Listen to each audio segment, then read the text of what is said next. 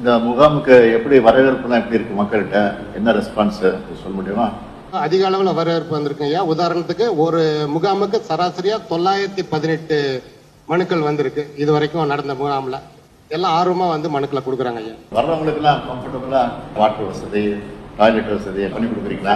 எல்லா அடிப்படை வசதிகளும் இருக்கு. இன்னைக்கு இதுல குடிநீர் வசதிகள்லாம் செஞ்சு கொடுத்துருக்கோம். 500 பேர் 600 பேர் ஒரே நேரத்துல வந்தா கூட அவங்க இருக்கையில அமர்ந்து உட்காந்து அதுக்கப்புறம் வரிசையா பதிகிற மாதிரி பண்ணிருக்கோங்க.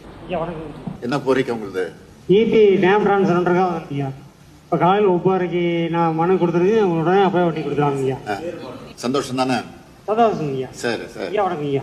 சரியா சரி. பொதுமக்களுக்கு எந்த கவுண்டருக்கு போகணும் ப்ராப்பரா பண்ணி வச்சிருக்கீங்களா? பொதுமக்களுக்கு உள்ள வந்த உடனே வெளியில பந்தல் இருக்கு சார், அங்கே டோக்கன் போட்டுட்டு நம்ம கிராம நிர்வாக அலுவலர்கள், ரெவன்யூ இன்ஸ்பெக்டர்ஸ் எல்லாம் நிக்கிறாங்க. ஒவ்வொரு துறையை வந்து கைட் பண்ணி கரெக்டான கவுண்டர்ல அழைச்சிட்டு போறதுக்கு எல்லா வசதியும் செஞ்சிருக்கோம் சார். மருத்துவ காப்பீட்டு அட்டை இல்லாம இருந்துச்சு. நான்